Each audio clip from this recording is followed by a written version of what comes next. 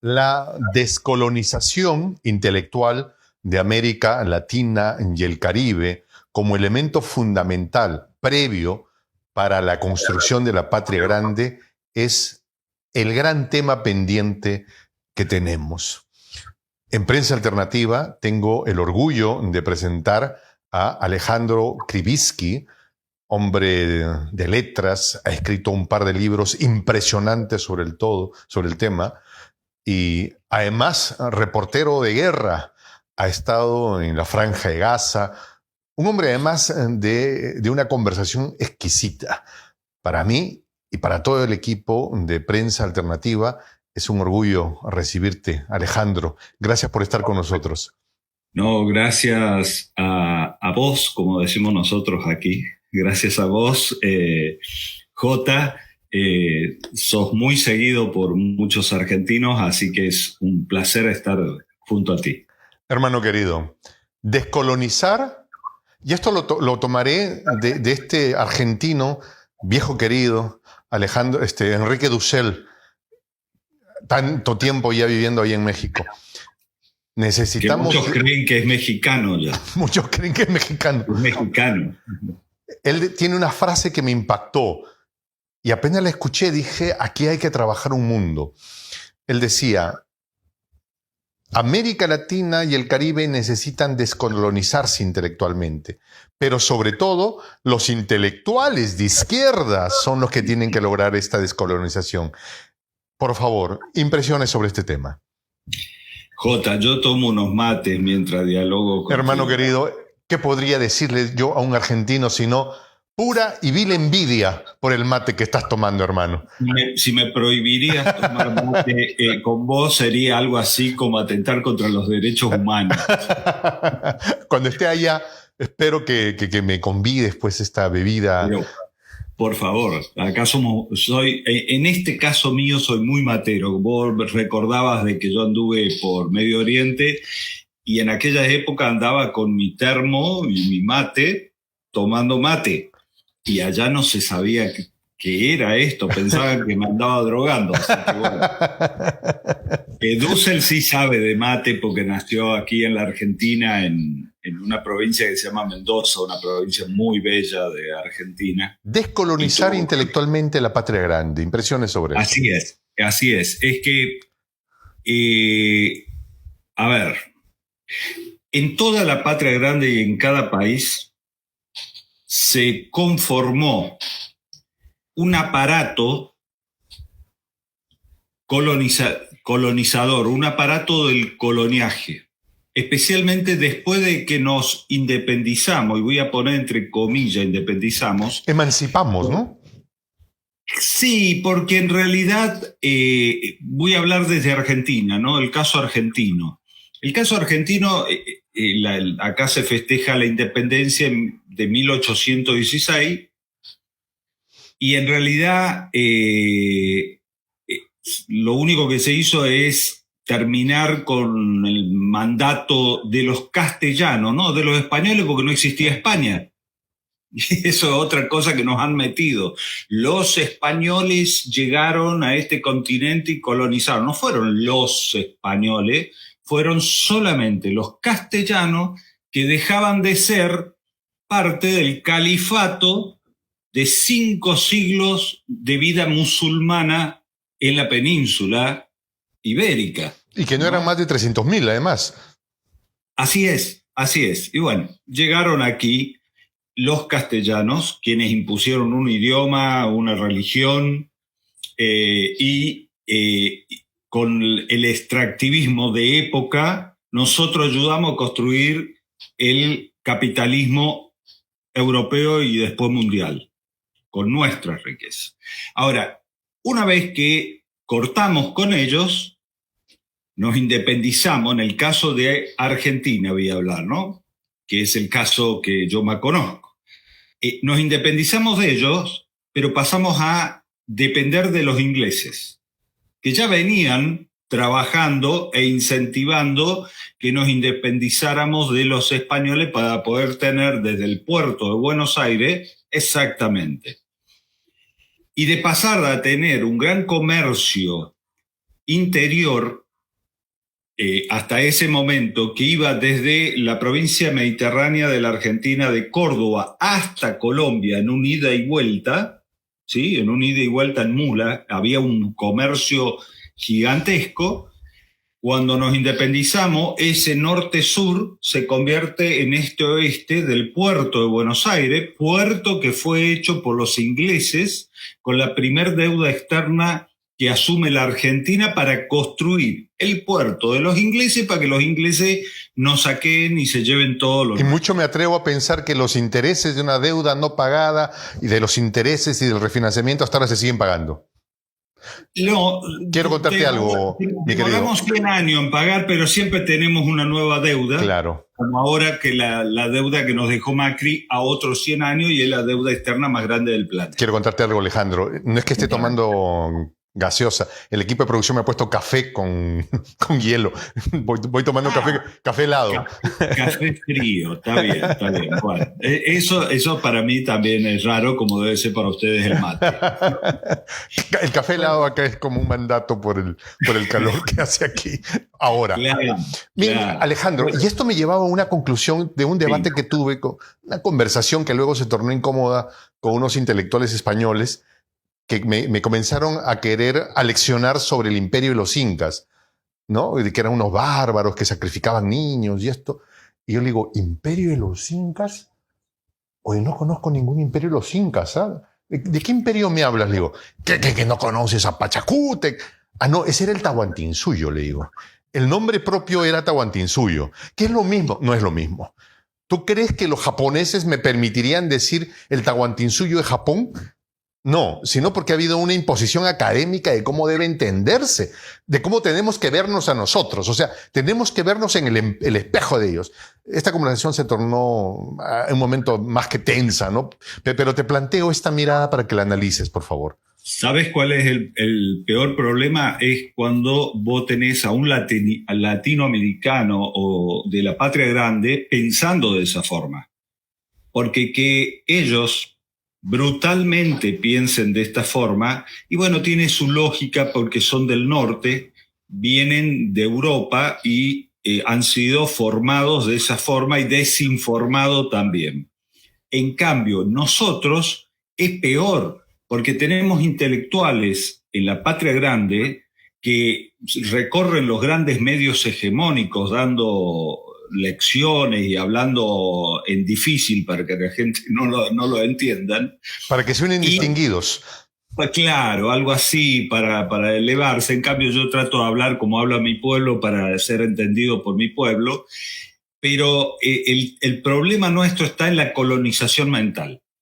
Cuando se genera la colonización mental, ¿qué podés esperar si te colonizan el poder? Cuando colonizan el poder, estamos hablando que está colonizada la clase dirigente, política, la judicial, el aparato judicial está colonizado, por lo tanto las leyes que aplican son leyes ya con un nivel de colonización, y los periodistas están colonizados.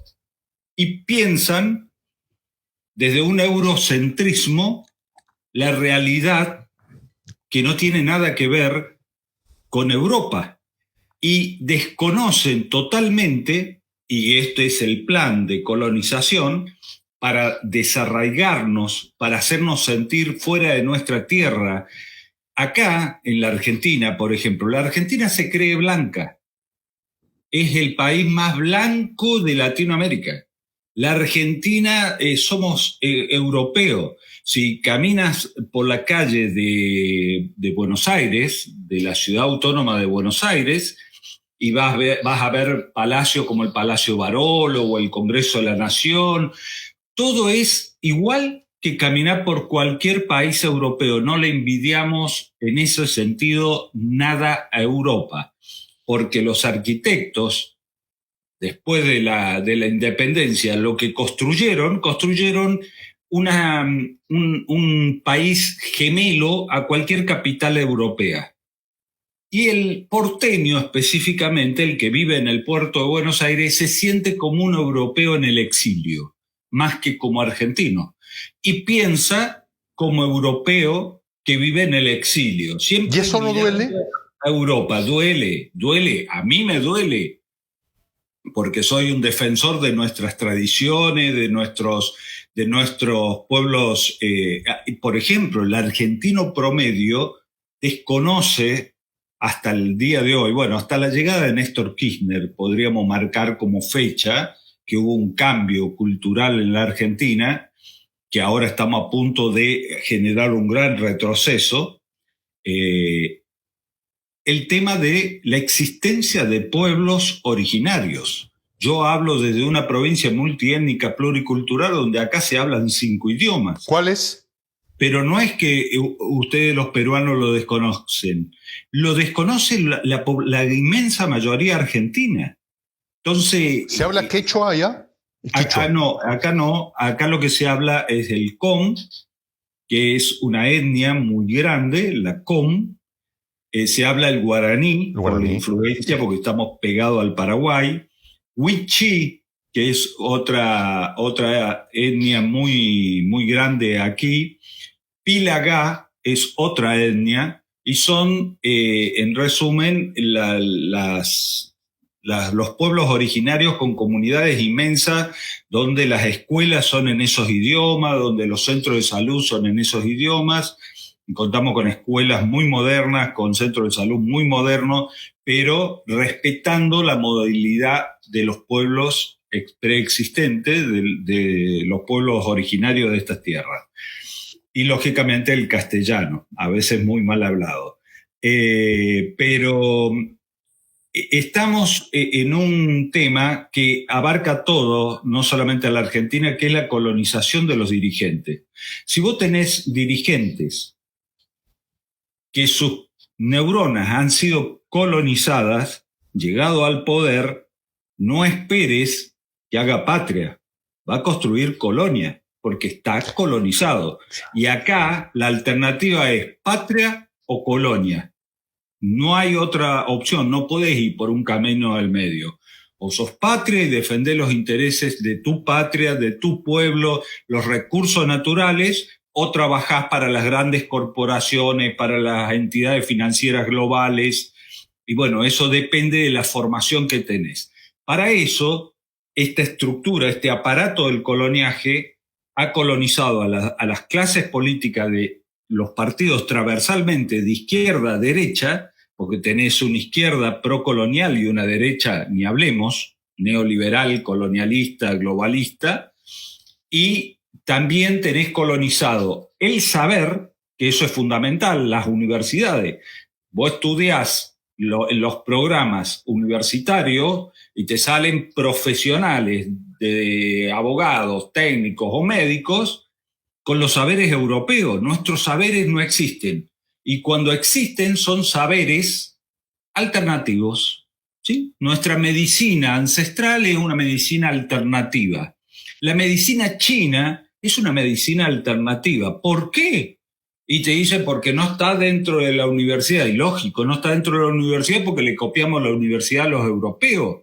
Y cuando en las universidades o en los colegios, en las escuelas, enseñan historia universal, te dicen, ¿qué historia universal? Te están enseñando la historia de 5 países europeos que eran periféricos, totalmente marginales a la hora de la conquista de lo que conocemos como América o la patria grande, porque el mundo pasaba por otro lado y han dejado el saber de China, que fueron los que llegaron antes de Colón acá, y está hoy, en el siglo XXI, podemos ingresar hasta por internet a los mapas y la cartografía china y ver la fecha, contrastar la fecha. Los chinos ya habían cartografiado antes que llegue Colón estos territorios por el Pacífico. Pero a nosotros nos enseñan a mirar hacia el Atlántico. Estamos siempre mirando hacia el Atlántico. Entonces China queda lejísimo. Nos queda lejísimo China. Y China está calado para los argentinos. Cruzás Chile y está China. Y tenés Oceanía. Pero nos han enseñado a mirar solo para Europa. Como los caballos en las carreras. Como los caballos en las carreras, solo miramos a Europa. Entonces, a partir de ahí ya generamos sentido común, colonizado, el sentido común de la gente colonizado. El saber solamente viene de Europa, cuando eran unos brutos, ignorantes, que apenas llegaron en unos barcos sin traer nada a este continente más que enfermedades, y el saber de aquella época colonizadora no pasaba por esos países periféricos como España, Inglaterra, que eran... Me pondré como abogado del diablo, Alejandro, Sí, por favor, sí. pero el boom del conocimiento científico surge en esa Alemania decimonónica o antes, y si conocemos algo sobre la física, pues es a partir de esa Europa tan tecnológicamente científica, ¿no? Tan metodológicamente científica, y no hubiéramos conseguido los avances que tenemos ahora si no eran por ese siglo maravilloso germano. Ahora yo te lo discuto a eso, porque, por ejemplo, ahí en Alemania se dice que se inventó la imprenta. Gutenberg. ¿Sí? Claro, y no, él lo que hizo es copiar lo que ya habían inventado los chinos, que para ese entonces que aparece este señor, ya tenían papel moneda y libros en China.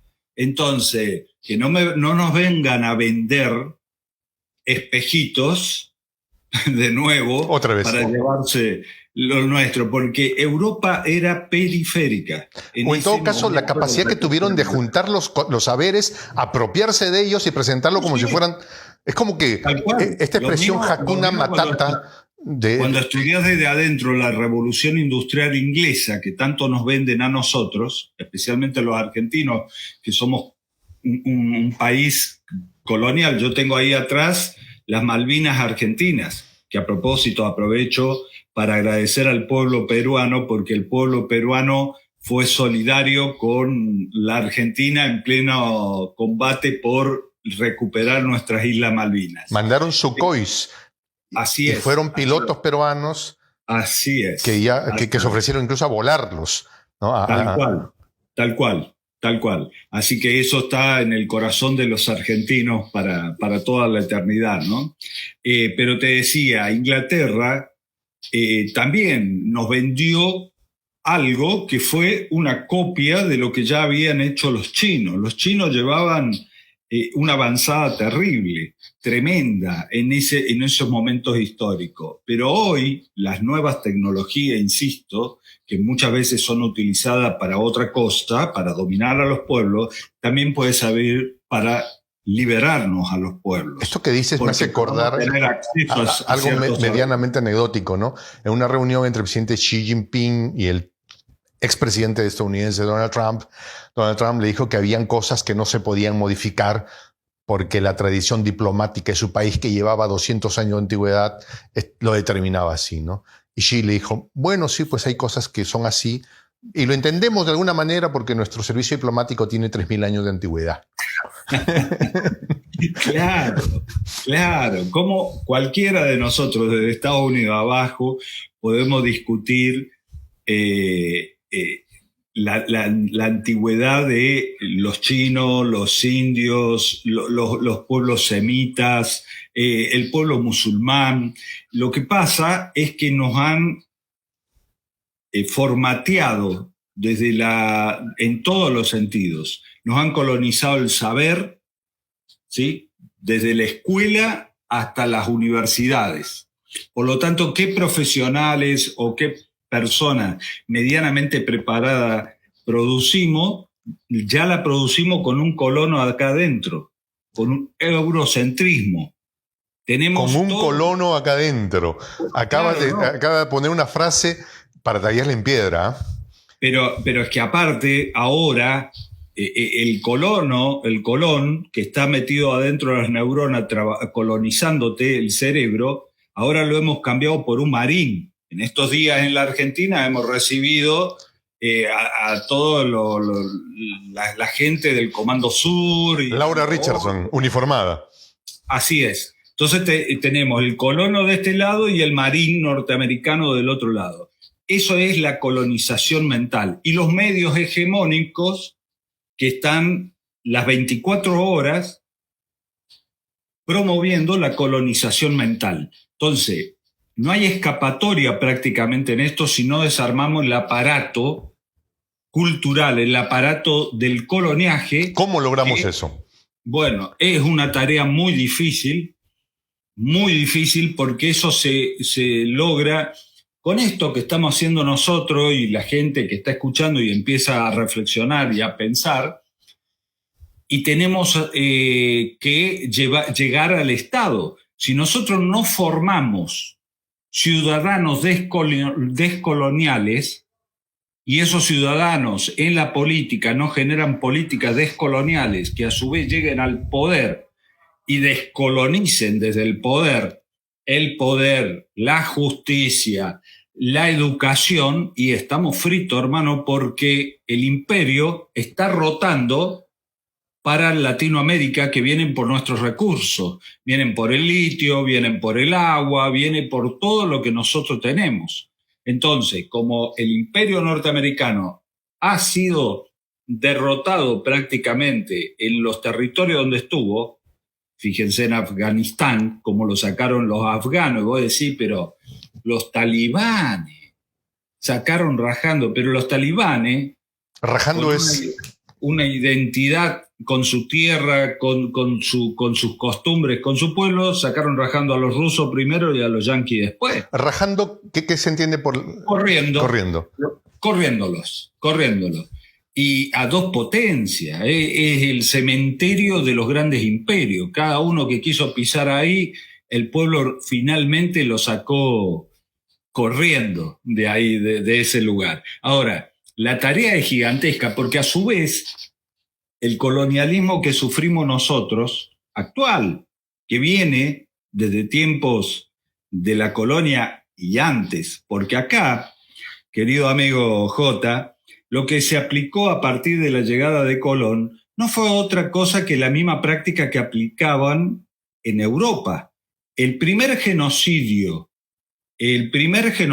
contra pueblos originarios no se dio acá, se dio en Europa. ¿Por qué? Porque cuando Roma convierte a la religión cristiana de Cristo en otra religión y la convierte en religión del poder, no de liberación como la planteaba Jesús, sino de poder, y sale a conquistar Europa, a todo aquel otro pueblo que no se someta a su cultura, a su poder y a su religión, lo destruía, lo aniquilaban. Y así llegaron a la propia España, que era un país multiétnico, pluricultural, con muchas lenguas.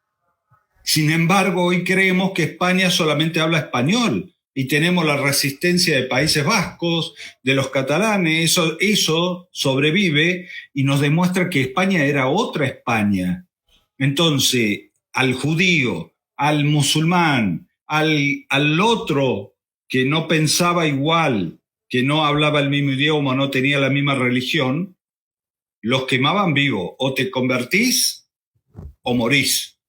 ¿Sí? Y eso mismo trajeron para acá, con la diferencia que acá, a su vez, se sumó otro factor. O te convertís o te morís o te esclavizamos.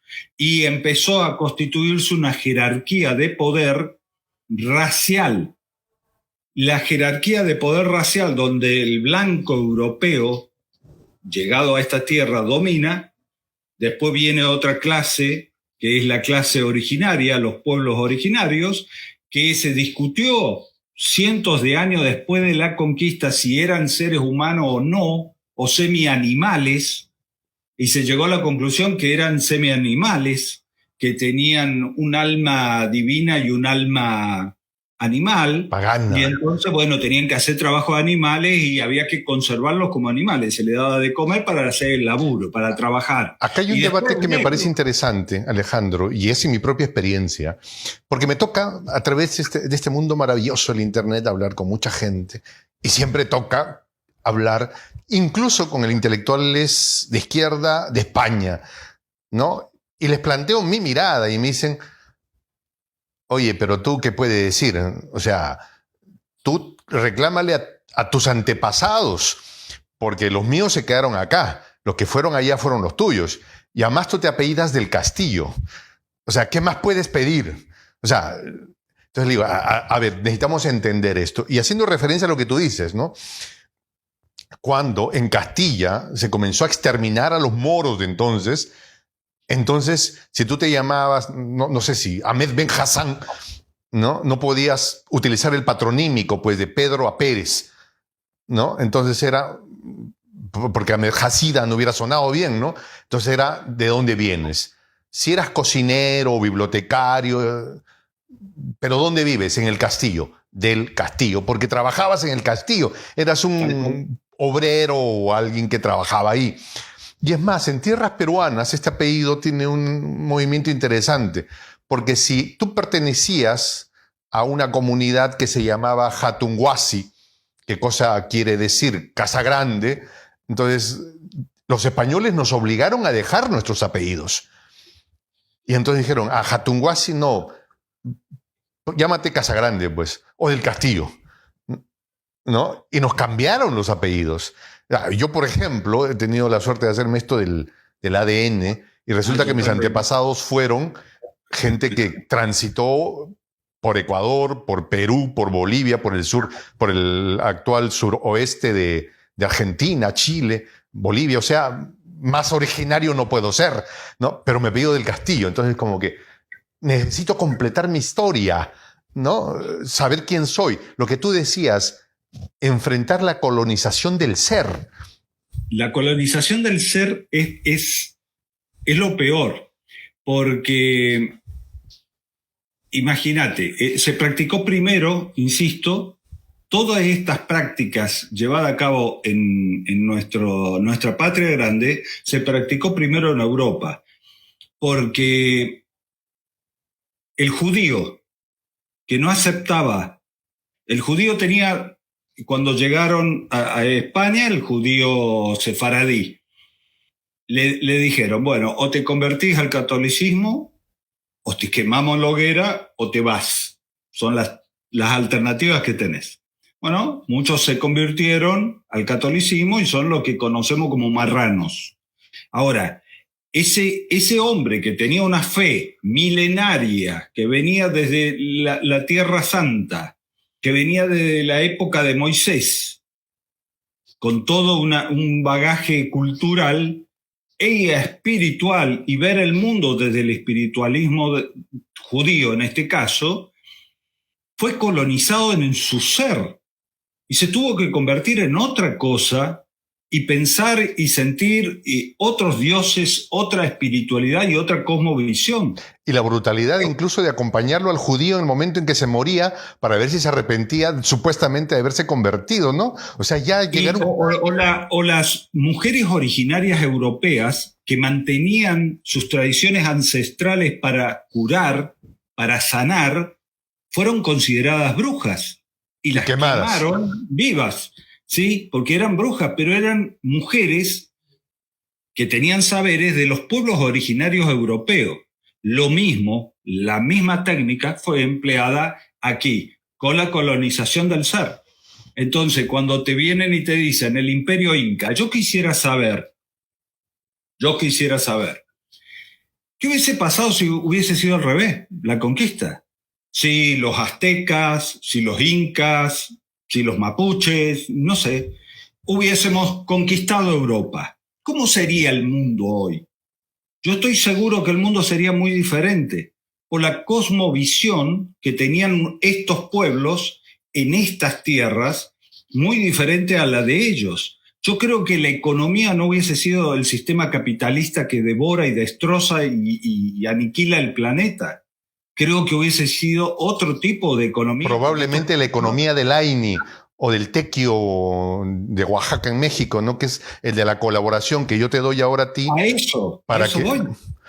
Por ejemplo, te digo, en la ciudad donde yo vivo, del mundo. Donde yo vivo, en la ciudad de donde soy originario, no donde vivo, se realiza un matrimonio que se llama el matrimonio de la palpa, pero sobre todo es en las zonas rurales, ¿sí? Y es curioso porque el matrimonio presenta unas características económicas impresionantes. O sea, se casan y va alguien y le deja el carro. Va el otro y le deja los muebles. Va el otro y le deja la refrigeradora, ¿no? Entonces le arman la casa. Entonces todo el mundo dice, uy, pero en realidad hay una lógica detrás, que es una especie de préstamo. O sea, yo te doy esto cuando tú te casas. El día en que yo me case, tú también tienes que venir y traer lo mismo. Nada más que ahora te estoy dando a ti porque tú eres el que se casa, ¿no? Tal cual, tal cual. Casi todos, si vemos todos nuestros grandes pueblos preexistentes, tenían una economía solidaria y autosustentable. Entonces, si nosotros hubiésemos sido los conquistadores, hubiésemos llevado nuestro sistema económico, como ellos trajeron el suyo y lo implantaron acá. Lo peor es que cuando hablamos de una jerarquía racial en nuestro ser colonizado, porque estamos todos más o menos colonizados, y hay una jerarquía racial. En esa jerarquía racial donde se hizo trabajar al originario y al negro que lo traíamos, que ya ese no era humano, por eso se podía vender, comprar, hacerlo cualquier cosa con él, porque no era considerado humano. Entonces se produjo las riquezas que se llevaron para cimentar el sistema capitalista existente hoy. Este capitalismo que destruye el planeta fue construido con los recursos que extrajeron de nuestro continente, pero cuando ellos se retiran, ya sea por nuestros propios pueblos que se empiezan a liberar de esa corona española, como le llaman, quedan las oligarquías, que son los blanquitos hijos de esos españoles. Y estas oligarquías son las que declaran la independencia para ellos manejar libremente. Entonces, en todos los pueblos nos han quedado las oligarquías. Oligarquías que sostienen la misma jerarquía racial que había antes con la colonia, la mantuvieron, nada más que el blanco pasó a ser el criollo blanco, ¿no? El nacido aquí en esta tierra. El blanco nacido en esta tierra quedó arriba de la cúspide. Pero no cambió nada para los pueblos originarios y mucho menos para la población afrodescendiente. No cambió. Al día de hoy, en el sentido común, en la Argentina, se desconoce cualquier descendencia afrodescendiente. Se la desconoce. Y aparte, en el sentido común argentino, hay un nivel de racismo que el argentino no quiere reconocer. Pero el argentino, y voy a decir una mala palabra, permítame, compañero, es que el argentino al de colorcito le dice negro de mierda, pero le dice negro. Cuando hay una cosa rara y hubo una mano negra. ¿Por qué una mano negra y no una mano blanca o una mano amarilla o una mano? Acá somos seres humanos, no hay colores. Todos tenemos la sangre roja. Y si sos cristiano, todos somos hijos del mismo Dios. Entonces, pero en el sentido común, hasta para la ofensa, se utiliza un esquema racial para ofender al otro. Pensaba entonces, en unas Argentina, expresiones. Los peronistas de hoy, los peronistas desde la oposición, le dicen los negros. Los negros en la Argentina, los negros descamisados, sin camisa, son los peronistas. Vaya. Yo pensaba en algunos comentarios que he escuchado de algunos videos tuyos que tienen que ver mucho con la realidad peruana también. O sea, al blanco le pagaban 300 pesos y al originario $1 a la semana. Claro. Y eso también pasó en el Perú. ¿Cómo es que lograron ese formateo con la cristiandad o con el ser cristiano?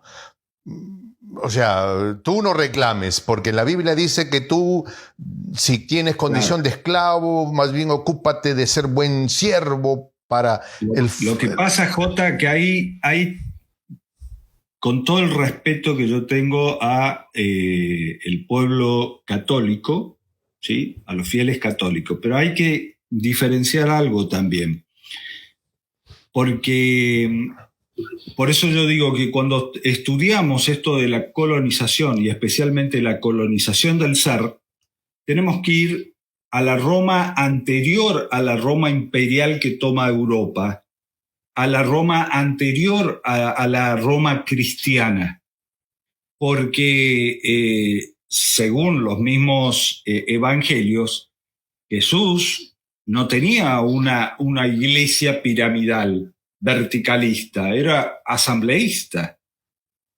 ¿Por qué se hizo vertical?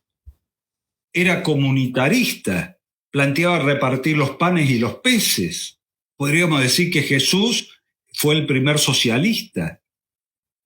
¿Cómo se convierte una fe religiosa que nunca salió de Tierra Santa? Porque Jesús nunca salió de Tierra Santa, ni siquiera de lo que hoy se conoce como el lago Kineret, que es el mar de Galilea. Se fue a Jerusalén, a donde corrió a los mercaderes del templo y después fue crucificado y muerto en Jerusalén. Pero toda su prédica fue alrededor del mar de Galilea. Ahora, nunca salió de ahí ni nunca escribió una letra. Siempre se basó en los escritos ya que había del Antiguo Testamento. Siglos después, ese imperio, que junto seguramente con alguna casta judía mandaron asesinar a ese hombre que molestaba al imperio, se convierte y reconvierte esa fe y esa religión al modelo imperial que iban a llevar a cabo. Secuestran a Cristo, en otras palabras. Es como que secuestraron a Cristo y sus ideas. Oye, acabamos de conseguir el título para un tremendo libro, ¿eh? El secuestro de Cristo. El secuestro de Cristo, tal cual. Es que fue secuestrado. Yo muchas veces hablo aquí en la Argentina con sacerdotes que son de la opción por los pobres, se lo conoce aquí, los tercermundistas antes. Esa iglesia de Ernesto Cardenal, claro, del Padre Romero. No tiene nada que ver con todo esto, tiene mucho más que ver con las iglesias antes del Imperio Romano Cristiano. Por eso nos han etiquetado y nos han puesto que nosotros somos occidentales y cristianos. Occidentales, ¿desde dónde ves el mundo para que nosotros seamos occidentales? ¿Por qué Perú no es el centro del universo? De hecho, la palabra Cusco, que era la capital del Tahuantinsuyo, quiere decir ombligo del mundo. Y bien. Y es que debería... La cosmovisión de él que está ahí, pues, ¿no? Es que es lógico ver. Vos tenés que ver, primero, dónde vivís, qué es lo que te pasa, cuáles son tus problemas para resolverlos y desde ahí ver y ir expandiéndote al lado, al mundo, al universo, a las galaxias, pero hay que pensar desde nosotros mismos, con cabeza propia, pero no. Latinoamérica piensa con cabeza prestada, primero europea y ahora norteamericanizada. Y entonces mandamos a nuestros jóvenes a hacer becas de estudios a las grandes academias o norteamericanas o europeas. Lo mismo a los cuadros militares. ¿A dónde van los cuadros militares? A Estados Unidos. ¿Por qué no van a Rusia? ¡Ah! ¡Qué escándalo sería si el ejército peruano o argentino mandase a capacitar soldados a Rusia o a Irán o a Corea, ¿no? Sería un escándalo, pero no, en el sentido común colonizado nuestro está correcto, está muy bien si fuiste a Estados Unidos, si estudiaste en Harvard. Hay una expresión de alguien que decía, cuidado que aquellos que estudian en Harvard hacen cada barbaridad. Tal cual. Bueno, yo te cuento que yo hice un cursito en una diplomatura en Harvard y me costó horrores tener que, acá en la Argentina le decimos tragar sapos. ¿Sí? Los sapos, los bichos. Me hace acordar que hace un tiempo atrás hablaba con Atilio Borón y también él habla, porque él también estudió en Harvard. Sí. ¿No? Y era como que él decía, ¿no? Los gringos realmente se creen que tienen un mandato divino de llevarnos al destino manifiesto que ellos creen. O sea, y se la creen de verdad. O sea, es como que como que alguien creyera que un rey gobierna porque Dios le dijo. Ahora... pero me refiero a la élite, sobre todo, ¿no? Sí, seguro. Ahora, Jota, decime, ¿cómo es el mapa mundi con que estudian los chicos peruanos? El norte arriba y el sur abajo. Y si lo... ¿Por qué no probar, no? ¿Y la patria grande dónde está? En la pateadera del Abajo, norte, ¿no? En Claro. un costadito, ¿no? Y arriba están los poderosos, los que tienen el saber. Así que ellos tienen más saber que nosotros. ¿Por qué? ¿Y por qué nosotros estamos abajo y en un costado? ¿Por qué no podemos estar en el centro? Si el mundo es redondo, depende de dónde lo veas. Agarrar, los chicos que nos están viendo ahora, agarran el Google Earth y jueguen con el mundo y explíquenme en dónde está el centro del mundo. ¿Por qué ¿Por Greenwich? qué ellos están arriba y nosotros al sur? Exacto. Es para que nos genere un sentido común de que somos inferiores, de que somos inferiores, que no tenemos cultura, que no tenemos saberes. La pucha, me hablaste de Cusco, que es el ombligo del mundo, que es lo más genial. Yo la verdad no sabía exactamente si esa era la definición, pero a mí me gustaría tener que todos los argentinos tengamos un pensamiento cusquiano, diríamos. De sentirnos el ombligo del mundo y decir, señores, ustedes necesitan agua porque tienen seno, ¿cierto? Y nosotros tenemos las reservas de agua más grandes del planeta.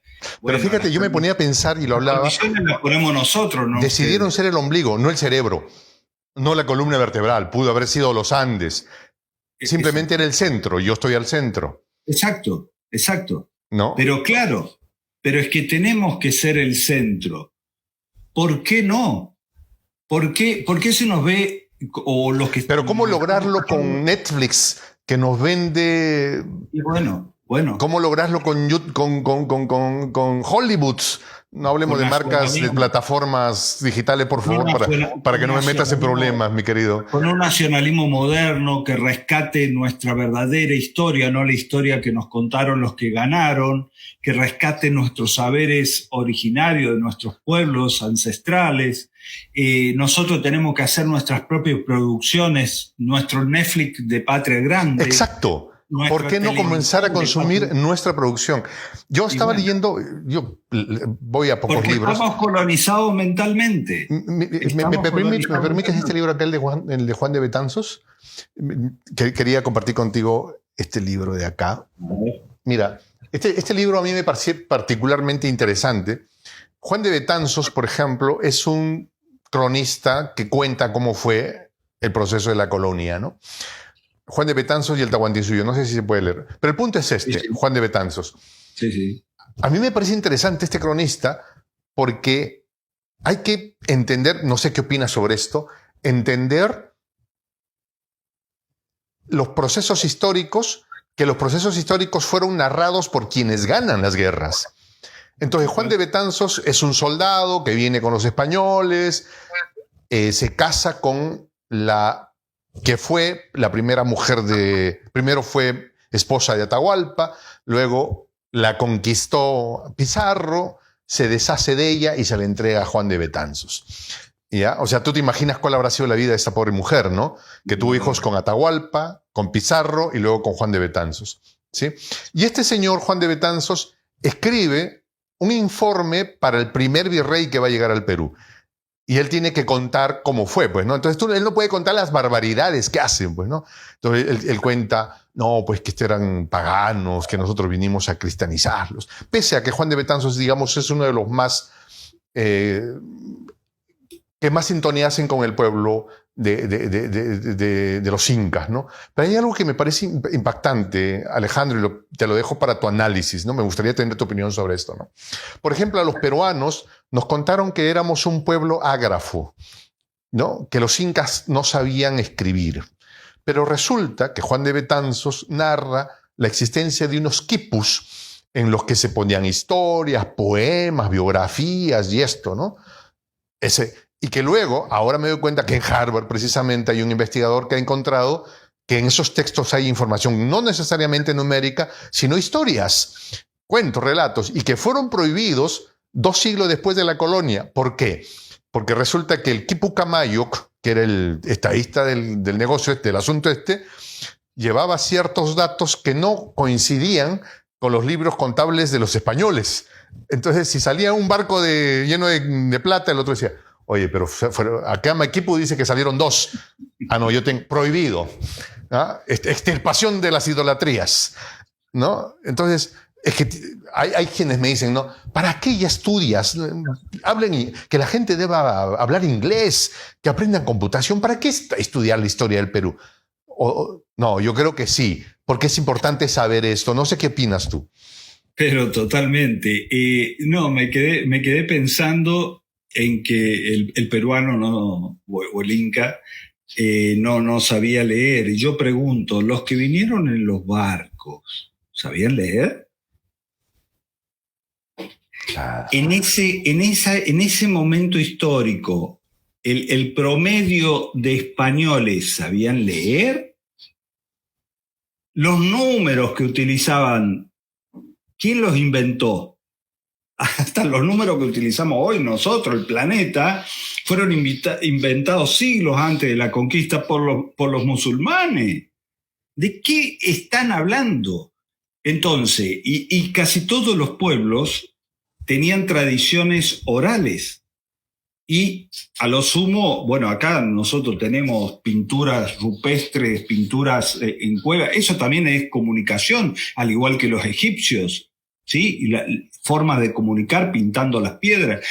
Pero nos están tratando desde siempre, porque nos necesitan deprimidos, débiles, nos necesitan con la estima baja para poder dominarnos. Entonces, ¿para qué vas a estudiar historia? Como si no tuvieran una de las más ricas historias de la patria grande los peruanos. Pero por Dios, esto que yo tengo acá en la Argentina le llaman guardapampa, ¿no? Guardapampa. Si te pones a ver de qué se trata, es del Imperio Inca. Estas son las camisas que yo uso acá con la bandera argentina. Ah, sí, es como una mantita del Tahuantinsuyo. Tal cual. Entonces, ¿cómo se llama? Guardapampa se le dice acá en la Argentina. Guardapampa. Voy a coordinar contigo para que me mandes un par de guardapampas. ¿Ah? Bueno. Y tenemos una riqueza cultural diversa, hermosa, fabulosa, porque a su vez llegó Jota con su familia originaria que llegó en un barco de España, y llegó Krivitsky de Ucrania, y todos nos juntamos acá. Entonces, hoy la identidad nuestra es una de las identidades más ricas del planeta, y debemos consolidarla y debemos quererla y apreciarla como es tal cual. Pero acá tengo algo que quería que me des tu reflexión sobre esto.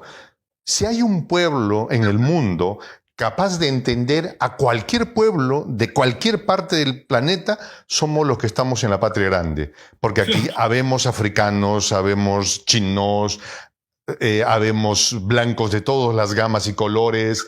O sea, si alguien sabría entenderse con alguien del sur del África, seríamos nosotros. Totalmente. Pero aparte, no solamente entendernos, sino también entender a los pueblos sufrientes del mundo. Porque cuando se dice holocausto, el holocausto judío, o a lo sumo se llega al holocausto armenio. ¿Cómo? En la Argentina no han quedado pueblos originarios por un holocausto originario. En el resto de América Latina hay mayor población originaria, pero la Argentina la barrieron y afrodescendiente no quedó ninguno. Entonces, ¿de qué estamos hablando? O sea, estos ya no están ni siquiera para reclamar. Claro, no pueden reclamar nada porque no están. Como los taínos en el Caribe, que ya no queda ni uno. Acá hubo una conquista de todo lo que se conoce como la Patagonia, ¿sí? Todo lo que es el sur argentino, desde el gobierno nacional, muchos años atrás, después de la independencia, se llamó la conquista del desierto. Y no era desierto de blancos. Desierto estaba de blancos. lleno de pueblos originarios, entre ellos pueblos mapuches, aniquilados todos. todos aniquilados. Y esas tierras pasaron a ser de las oligarquías blancas, criollas. Y esos son los latifundistas de la Argentina, que hoy vendieron sus tierras a corporaciones extranjeras inglesas en paralelo a las Islas Malvinas.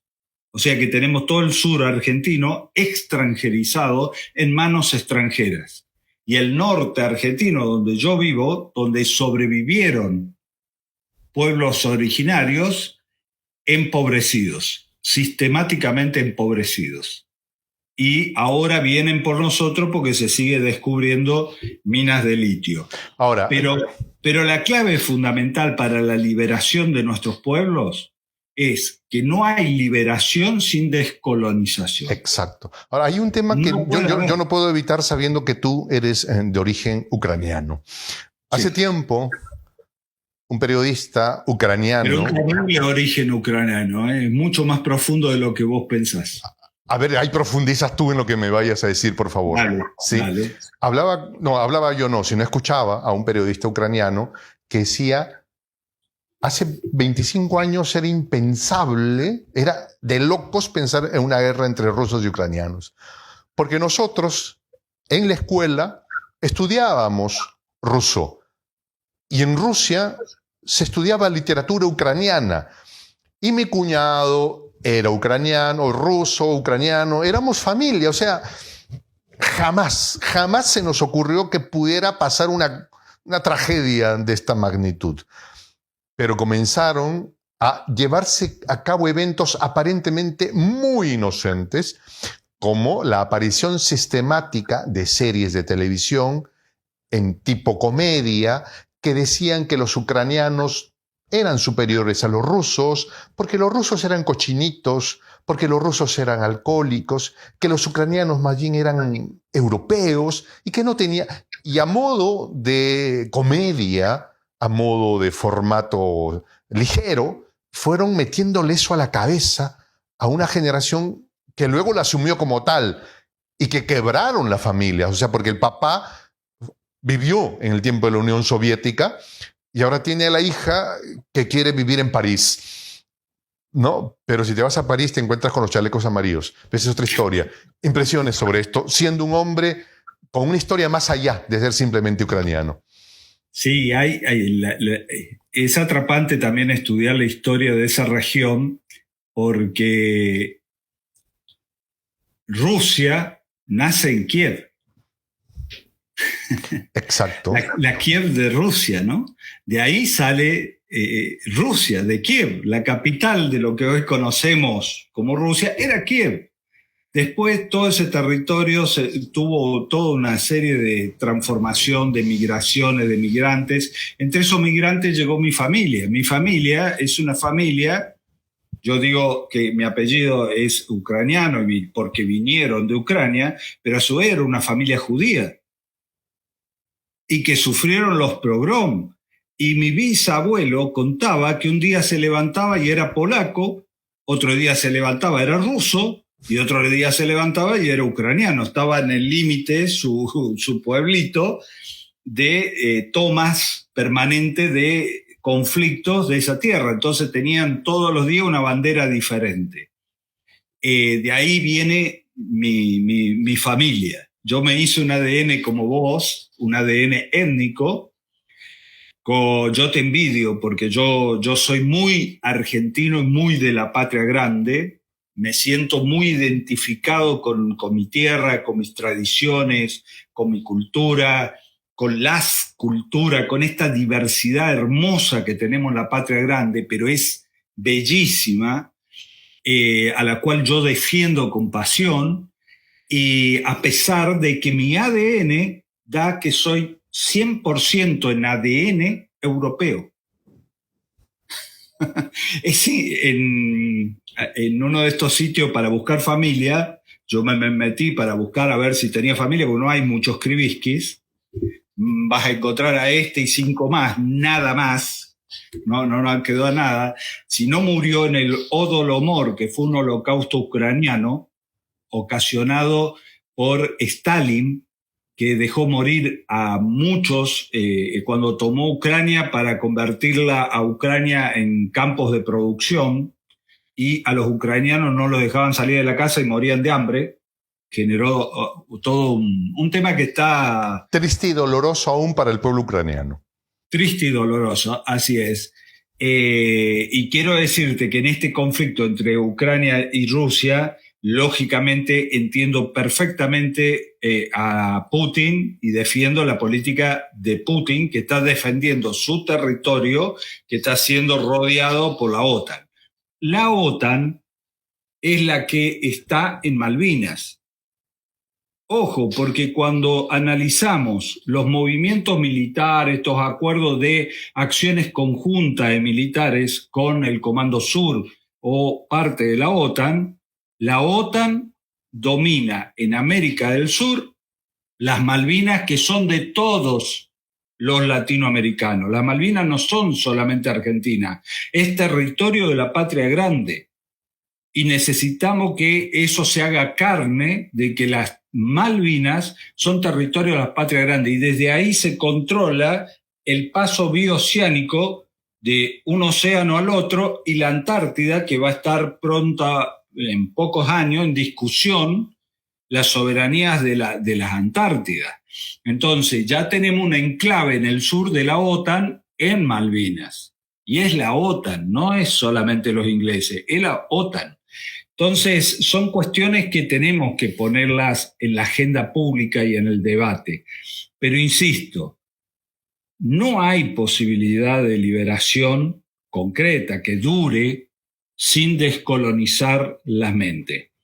Mientras nosotros sigamos teniendo políticos, periodistas, economistas, los economistas neoliberales, que se han comprado el librito inglés que inventaron los ingleses solamente para aquellos que iban a ser colonizados del neoliberalismo. Eso, ellos, ¿cómo construyeron los ingleses su Estado? Con proteccionismo, con un proteccionismo estatal terrible. Claro. Pero le plantearon a las colonias el libre mercado, y lógico, necesitaban la liberación de los mercados. Sí, pero son unos vivos, pues. No, tú tienes que ser competitivo, tienes que ser competitivo. Y cuando Huawei les gana, no, ahí no se puede, ahí no se puede. ¿No?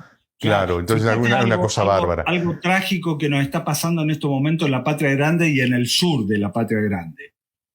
Tenemos un río fluvial que es por donde se desangra la Patria Grande, que es el río Paraguay, que viene de Brasil, pasa por Paraguay y Argentina, y se convierte en el Paraná y sale en lo que se conoce en la zona de Buenos Aires y Montevideo, entre Uruguay y Argentina, como el Río de la Plata. Por ahí pasan todos los buques con las riquezas argentinas.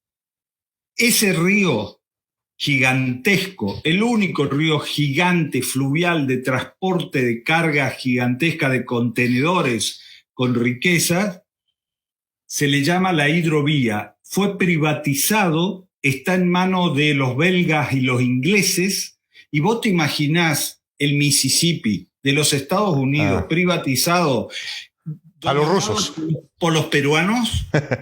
o por ejemplo, ¿por qué no imaginar, digamos? ¿Por qué nosotros no podríamos manejar? ¿Por qué no pensarlo? Alejandro, tengo que comprometerte para que nos acompañes en otro momento. Yo sé de los tiempos tuyos, que son muy complicados, pero un hombre de la calidad y de la sabiduría tuya, espero sea un tiempo en la agenda tuya para que nos puedas acompañar. Pero sí. Hermano, quiero agradecerte. Aparte, aprendemos juntos. Solo acordarme mucho de las Malvinas, ahora me viene a la memoria, creo no tener la autorización de mencionar el nombre de este oficial de la Fuerza Aérea, que fue uno de los que viajó llevando los Sukhoi. Uh-huh. Tal cual. Y me emociono al contarlo, porque este hombre viejo ya se emocionaba cuando me narraba que ellos pintaron los Sukhoi, que los habían recibido recién, y los pintaron con bandera argentina. Para llevarlos, ¿no? Así y dice que llegaron y pusieron las naves ahí y se cuadraron al comandante argentino y se sacaron Eso es para otro programa. Sí, Eso se es sacaron para la bandera y dijeron, ese- nos ponemos la bandera argentina y volamos los aviones. Y el comandante le dijo, no, eso no, porque sería como agrandar el tema, ¿no? Es un tema muy grande, para otro programa, hermano querido. es Alejandro, un para abrazo otro inmenso para programa. ti, Un abrazo enorme, y las Malvinas son peruanas. también, de toda la Las patria grande. Malvinas son peruanas, las Malvinas son de la patria grande. Eso hay que hacerse carne y están dominadas por la OTAN. Así que si miramos allá las luchas de la OTAN, de Rusia con Ucrania, las bases de la OTAN, acordémonos que nosotros tenemos bases de OTAN en nuestro continente. Claro que sí. Nos despedimos con esta expresión en el quechua milenario, en el quechua de los incas, Tupananchis Kama, cuya traducción al español es hasta volvernos a encontrar.